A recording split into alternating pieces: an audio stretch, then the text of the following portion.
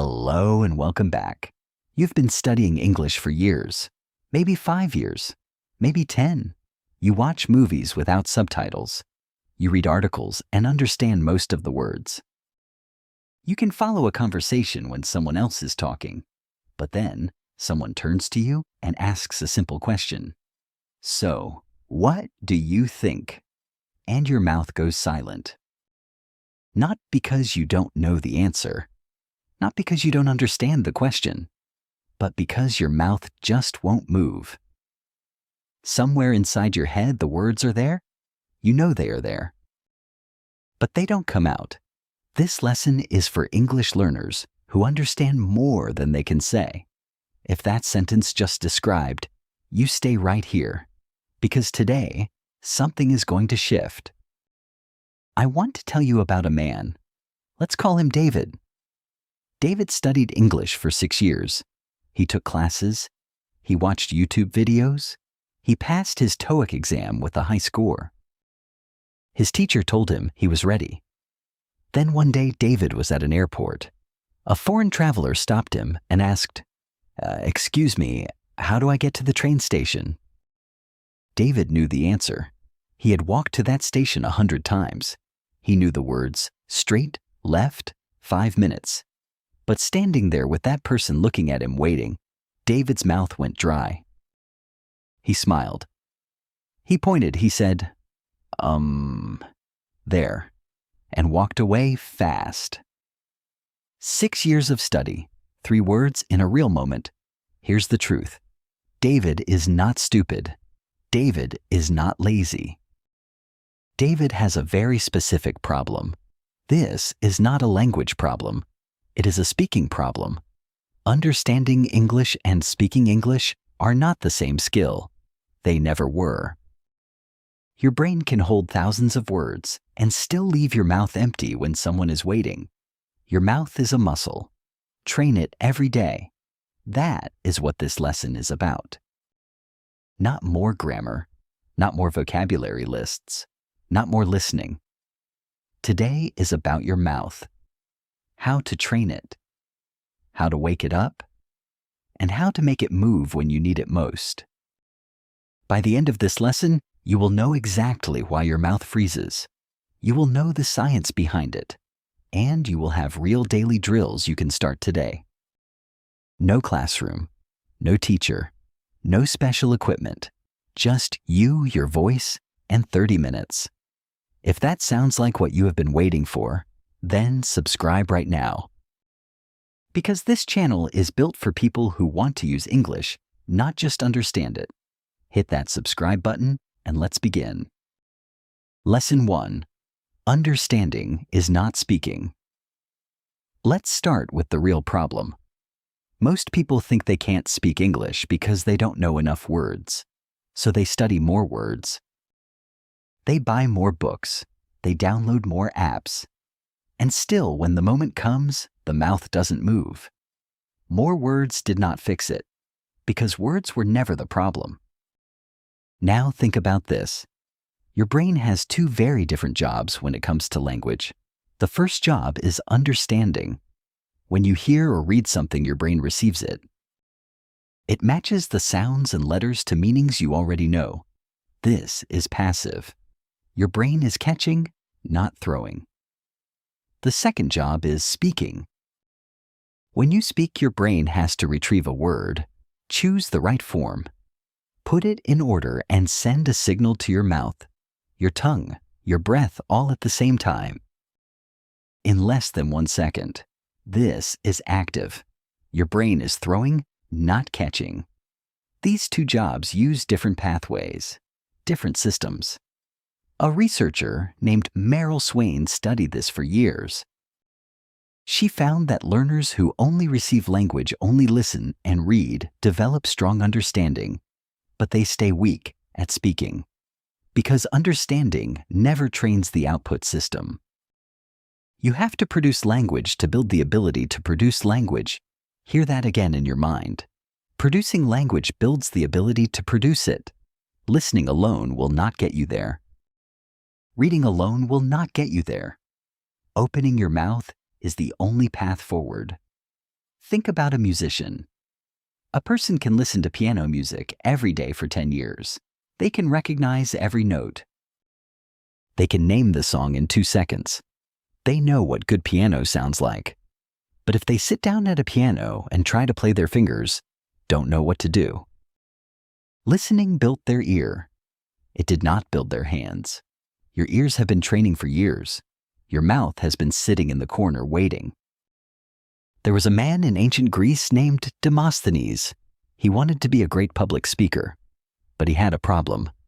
His voice was weak. His words came out unclear. People laughed at him. So Demosthenes did something strange. He went to the beach. He put small stones in his mouth, and he practiced speaking. Every day, against the noise of the waves. With his mouth forced to work harder than normal, he was not studying more words. He was not reading more speeches. He was training his mouth as a physical instrument. Demosthenes became one of the most powerful speakers in history. Not because he learned more, because he trained more. A passive learner reads about swimming. An active speaker jumps in the water. That is the difference. And that difference is everything. You understand English better than you think. The gap is not in your head. The gap is in your output. And output can be trained. Good news output can be trained. You are not starting from zero. You are waking up something that was already there, waiting for you to use it. Lesson 2. The physical side of speaking. Hear me on this. Speaking a language is not just a mental skill. It is a physical skill. And most people never treat it that way. When you speak, your brain sends signals. Those signals travel to your lips, your tongue, your jaw, your throat, your lungs. Every single sound in English requires a specific position of your mouth, a specific movement, a specific amount of air. The th sound in the and think. The short I in sit and bit. The way your mouth shapes around world or rural or comfortable. These sounds are not natural to most people. They have to be learned. Not by reading about them, by doing them. Over and over and over, think about learning to drive. The first time you sat behind a wheel, you had to think about everything. Check the mirror. Press the clutch. Hold the wheel straight. Don't brake too hard. Your brain was working at full speed just to stay on the road. It was exhausting. Now think about driving today. You get in, you go, you think about the destination, not the movement. Your hands and feet just know what to do. That is automaticity. Skills move from effortful and slow to automatic and fast through one thing, only repetition. Speaking English works exactly the same way. The first time you say a new phrase, your brain works hard. It searches. It hesitates. Your mouth feels strange around the sounds. But the 10th time you say it, it gets easier. The 50th time, it starts to feel normal. The 500th time it comes out without thinking. He woke up early. He stood in an empty gym. He moved his body through the same patterns again and again. That man was Kobe Bryant. Kobe arrived at practice before the sun came up, before his teammates arrived, before the coaches came in. He shot 800 baskets. Not because he didn't know how to shoot, but because he knew something most people don't. Skill does not come from knowing. Skill comes from doing until doing becomes automatic. Kobe did not think about shooting during a game. His body already knew. He had trained the movement until it lived in his muscles. Your mouth needs the same thing. One group of learners waits until they feel ready to speak. They want to feel confident first, comfortable first, perfect first. They are still waiting. Another group trains until they are ready. They speak badly at first. They make mistakes. They sound strange to themselves. But they keep going. And one day the words just come. Don't wait until you feel ready. Train until you are ready. Imagine you learned the word opportunity today. You read it. You understood it. You wrote it in your notebook. Now imagine saying it out loud one time. Just once. Then imagine saying it 500 times in different sentences at different speeds in different situations. Which version of you can use that word in a real conversation? The answer is obvious. But most learners stop at one. This is not a complicated idea, but it changes everything when you actually believe it. When you stop waiting for fluency to arrive. When you start training for it instead. Lesson 3. The Silent Study Trap. Let me make this simple. Most learners have a math problem, and they don't even know it. Think about your average week of studying English. How many hours did you spend listening to podcasts, watching videos, reading articles? Ask yourself honestly, how many hours did you spend actually speaking? Saying words out loud? Having real or practice conversations? Forming sentences with your own voice? For most people, the first number is large. The second number is very small. Sometimes it is 0. Welcome to the silent study trap. You are putting almost everything into your ears and your eyes, and almost nothing into your mouth. Then you wonder why your mouth doesn't work when you need it. You studied English for 3 years. You spoke English for maybe 3 hours. Those numbers don't match, and the results don't lie. Here is what is strange about this trap. It feels productive to study silently. Reading feels like progress. Listening feels like learning.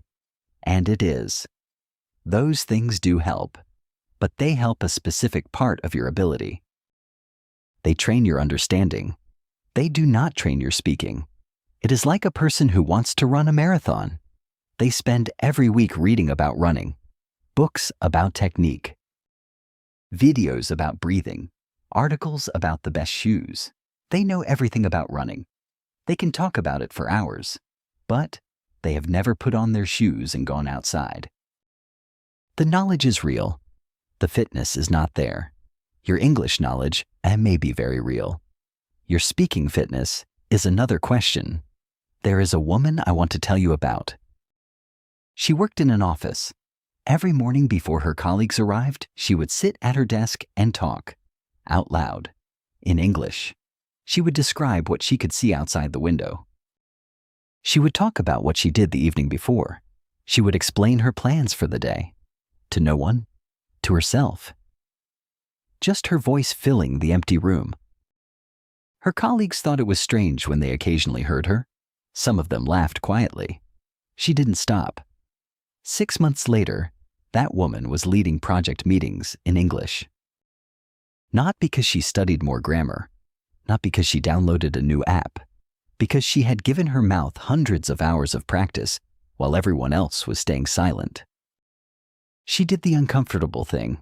She spoke when no one was listening, so that when everyone was listening, the words were already there. More grammar will not fix the silent study trap. More vocabulary lists will not fix it. More listening will not fix it. Only speaking will fix it. If you can read this and understand every word, your understanding is not the problem. The problem is output. The solution is output.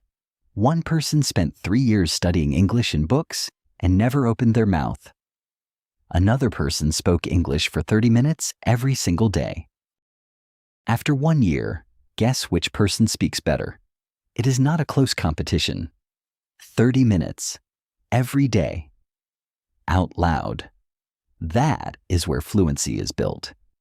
The silent study trap is comfortable. Speaking is uncomfortable. That is exactly why one works and the other doesn't. Not in your head, not in your notebook. Out loud, with your voice, starting today. Lesson 4. Stop learning words. Learn phrases. Stay with me. Because this one changes how you study forever. Ask yourself an honest question. When you freeze in the middle of a sentence, what is actually happening? Are you missing a word sometimes? But more often you are missing something bigger. You know the individual words, but you don't know how to put them together fast enough. The search, the assembling, the checking. By the time it is all done, the moment is already gone. Fluent speakers don't do it that way. Fluent speakers don't build sentences one word at a time.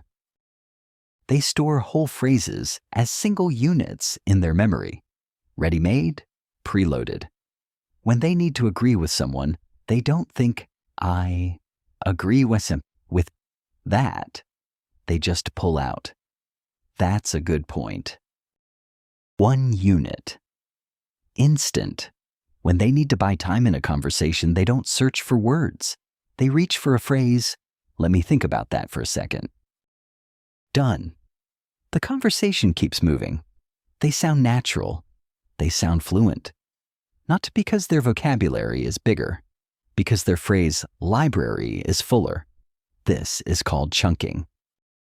And it is one of the most powerful things you can do for your speaking. Don't learn words. Learn phrases your mouth can grab fast. Think about these two sentences. First, how are you doing? Second, what have you been up to lately?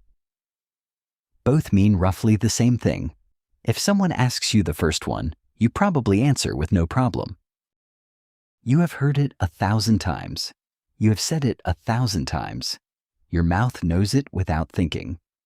But the second sentence, what have you been up to lately, sir? If someone said that to you, you might understand it. But could your mouth produce it naturally in a conversation? Or would you have to think, would you hesitate? Would you reach for something simpler? Same meaning, very different levels of familiarity. The difference is not your grammar. The difference is that your mouth has drilled one phrase deeply and barely touched the other. Bruce Lee said something that has stayed with people for decades. He said he does not fear the man who has practiced 10,000 kicks once. He fears the man who has practiced one kick 10,000 times. Most learners practice 10,000 phrases once. They add new words and expressions every day. Always new. Always more. But nothing gets drilled deeply enough to become automatic. What if you flipped that? What if? Instead of learning 50 new phrases this week, you took 5 phrases and said each one 200 times. In different sentences, in different contexts, out loud, until your mouth could produce them without a single moment of hesitation. A word-by-word thinker searches for each piece while the other person is waiting. A chunk retriever pulls a ready-made phrase and the conversation keeps moving. Both people may know the same words, but only one of them sounds fluent. You don't need a bigger vocabulary. You need a deeper one. Pick 5 phrases today. Common ones. Phrases you wish you could say naturally. Keep them in your mind. Then say each one out loud in a full sentence at least 10 times right now. Tomorrow do it again. Next week add 5 more. But don't abandon the first 5. Keep drilling them. Keep making them faster. Keep making them automatic. Your phrase library is what separates frozen from fluent. Build it one chunk at a time. Remember this, a muscle grows through use, not through study. Your speaking muscle is no different. If this lesson is hitting you the right way, subscribe right now and share this video with one person who needs to hear it. There is more coming, and the next lesson is where the real daily training begins. Lesson 5. Shadow speaking. Copy the music. First, think about that. When a baby learns to speak, they don't start with grammar. They don't open a textbook. They don't study vocabulary lists. They listen. They hear sounds around them for months. They start to copy those sounds. Not the meaning, not the words, the music, the rhythm. the rise and fall of someone's voice. They babble. They make sounds that aren't words yet. They are training their mouth to move in the patterns of the language around them. Long before they understand what anything means, their mouth is already learning the shape of the language. That process never stops being useful, and most adult learners have completely skipped it. Shadow speaking is one of the most powerful training tools that almost nobody uses. Here is how it works. You find a short piece of audio, a clip, a scene from a show, a short talk, something between 30 seconds and 2 minutes. You play it. You listen once. Then you play it again, and this time you speak along with it. Not after it. With it. You follow the speaker's voice like a shadow. You copy their speed, their pauses, their stress, the way their voice goes up and down. Understanding every word is not the goal here. You are not trying to translate. You are training your mouth to move the way a fluent speaker's mouth moves. Copy the music first. The words will follow. This feels strange at first. You will stumble. You will fall behind. You will sometimes just be making sounds that are close, but not exactly right. That is fine. Imperfection is the whole point. Something new is happening in your mouth. It is learning a new movement pattern. And like any new movement, it gets smoother the more you do it. Remember the woman from the empty office? The one who talked to herself every morning before anyone arrived? Her daily habit was exactly this. She would play a short video. She would listen once. Then she would shadow it, copy the rhythm, follow the sounds. Then she would put the audio away and just talk about anything. The weather outside, what she ate for breakfast, what was worrying her that week. First, she copied the music. Then she made her own music. After 6 months, her colleagues noticed something different about her. Not just that her English was better, but that she sounded different, more confident, more natural, more like someone who had always spoken this way. Shadow speaking does 2 things at the same time. It trains your mouth muscles to produce sounds you don't normally make, and it trains your ear to recognize the rhythm of real spoken English, not the flat, slow textbook version. Both of those things make you sound more fluent, faster than any grammar exercise ever will. Some people avoid situations where they might sound bad. They stay quiet in meetings. They let someone else answer. They choose not to speak rather than risk making a mistake. They protect their image, but sacrifice their growth. Other people chase those uncomfortable situations on purpose. They raise their hand. They try. They sound imperfect. And every time they do, they get a little better. Shadow speaking is where that second kind of person starts. They don't wait until they sound good. They practice sounding bad until they start sounding good. The mouth that trains every day will always beat the mind that only studies. Find one clip tonight. 30 seconds is enough to begin. Don't translate it. Don't analyze it. Just follow the voice. Copy the rhythm. Let your mouth feel what fluency feels like even before it fully is. Lesson 6. The 30-second daily drill. Here's what most people miss. Fluency is not built in the big moments. It is not built in the 2-hour study session on Sunday afternoon. The language course you signed up for once and attended 3 times did not build it. It is built in the small moments, the ones that happen every single day. The ones that most people skip because they seem too short to matter. 30 seconds.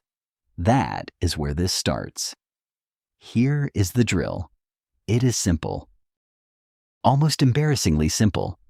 You set a timer on your phone for 30 seconds. You look around the room. You pick anything in front of you. A chair, a window, your morning coffee, and you speak out loud in English for 30 seconds without stopping.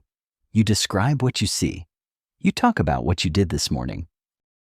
You explain why you like or don't like the thing in front of you. It doesn't matter what you say. What matters is that you say it out loud, without editing. Without pausing to search for the perfect word, you keep your mouth moving for 30 seconds. Then you stop, and tomorrow you do it again.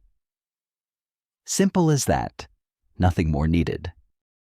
No app required, no partner required, no special room or equipment, just you, a timer, and your voice. There was a man who started doing this every morning before breakfast. He stood in his kitchen, set his phone timer, and just talked. The first day, he ran out of things to say in about 12 seconds. He stumbled. He repeated himself. He switched back to his own language in his head and had to force himself back to English. It was uncomfortable. It felt pointless. He did it again the next morning, and the morning after that, and every morning for 90 days. By day 30, he could fill the 30 seconds easily. By day 60, he pushed to 60 seconds. By day 90, he could talk for 2 minutes without freezing. His sentences were not perfect, but they came. They actually came. And when a foreign colleague stopped him in the hallway one afternoon and started asking questions about a project, the words were already there. Waiting. Ready. 30 seconds. Every day. That is how fluency starts. Now hear the principle behind this. Consistency beats intensity every single time. 30 seconds every day for 90 days is 2,700 seconds of speaking practice. 3 hours of intensive speaking spread across 90 separate sessions, each session telling your brain, this is what we do. This is normal. This is expected. Compare that to the person who studies hard for 2 hours on a Saturday and then speaks nothing for the next 6 days. Their brain does not build a pattern. It treats speaking as a rare event, something special and difficult that only happens sometimes. Your brain builds what you repeat. If you speak every day, your brain starts to treat speaking as normal. The barrier gets lower, the hesitation gets shorter, the words come faster. After 2 weeks of 30-second drills, push to 60 seconds. After another 2 weeks, try describing your whole day. Then try answering an imaginary question. Tell me about yourself. What do you do for fun? What is something you believe that most people disagree with? Say the question out loud, then answer it. Alone. Without anyone listening. Without anyone judging. A 30-second daily drill is not a small habit. This is the engine of fluency. Small daily consistent output is what separates the people who keep saying, "My English is not good enough," from the people who just speak. A muscle that trains every day grows. A mouth that speaks every day builds fluency too. Not on Sundays, not when you feel ready. Every day, even when you only have 30 seconds, especially when you only have 30 seconds. Lesson 7. Speak under pressure, on purpose. Pause for 1 second. You have done the drills. You have practiced alone. Your 30-second timer has become 60 seconds. More and more, the words start arriving without effort. You can feel it. Progress is real. But then you step into a real situation. A meeting, a phone call, a stranger at a coffee shop, and something shifts. Your throat tightens. Your mind goes blank. The words that were there a moment ago disappear, and the silence stretches. What happened? The pressure happened, and pressure is a completely different training environment from practice. Here is the thing most people never say out loud. You can be fluent alone and frozen in public. Those are two different skills. Practicing alone trains your mouth. But fluency under pressure requires a separate layer of training. Teaching your brain that speaking under pressure is safe takes repeated exposure. That silence is not failure. That, an imperfect answer, is better than no answer. And you cannot learn that without putting yourself in the pressure situation. On purpose. Silence under pressure is a speaking problem, not a thinking problem. When you freeze in front of someone, your brain is not empty. It is overloaded. It is trying to monitor what you are saying, predict what comes next, worry about how you sound, and manage the discomfort of being watched all at the same time.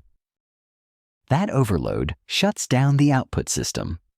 The words are there. The circuit breaker just tripped.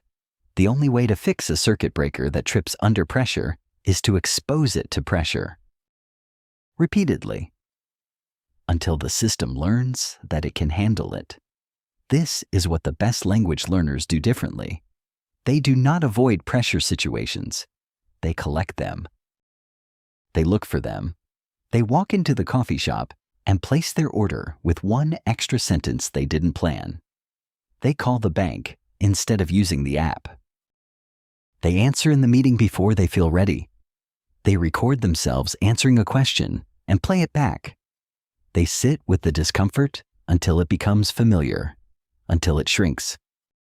Some people spend years protecting themselves from situations where they might sound bad in English. They smile and nod. They let others speak. They stay safely on the edge of conversations. Their image stays clean. Their speaking stays frozen. Other people chase those uncomfortable moments. They raise their hand. They answer the question. They try and stumble and try again. Every stumble teaches the brain something. Every attempt lowers the threshold for the next one. Fear avoiders stay comfortable and stay stuck. Pressure seekers stay uncomfortable and keep growing. Here is how you train pressure speaking at home before you face the real world. Set your timer, but this time, imagine someone is in the room with you. Imagine a colleague just asked you a question. You have 5 seconds to start answering. Go. No editing. No starting over. Whatever comes out, let it come out and keep going. Record it on your phone. Play it back. You will notice things. Some sentences were actually good. Some were broken. Both are data. Both are useful. Then do it again tomorrow and the day after. Give yourself a different question each time. Describe your best memory. Explain your job to someone who knows nothing about it.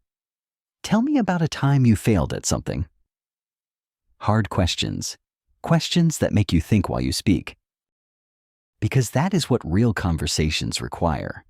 The gap between knowing and speaking is not filled by more study. It is filled by more speaking, more pressure, more attempts.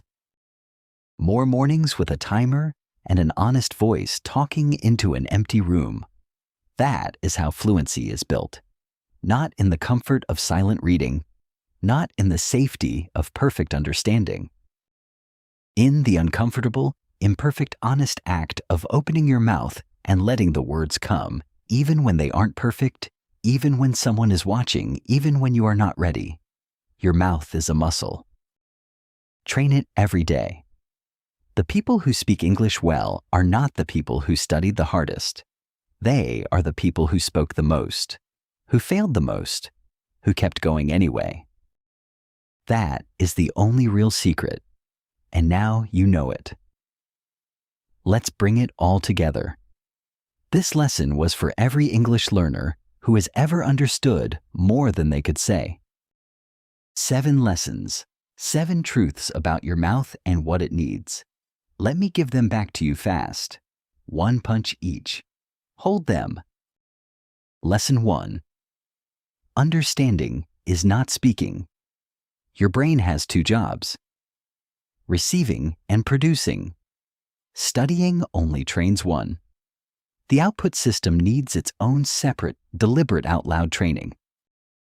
Lesson 2. Speaking is physical.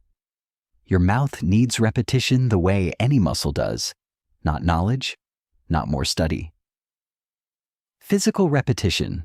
The same phrases, the same sounds, the same movements, until they become automatic. Lesson 3. The silent study trap is real. Most learners spend almost everything on input and almost nothing on output. The math is wrong. 30 minutes of speaking every day will do more for your fluency than 3 hours of reading in silence. Lesson 4. Stop learning words. Learn phrases. Chunking is how fluent speakers move fast. Build a phrase library. Drill each phrase deep.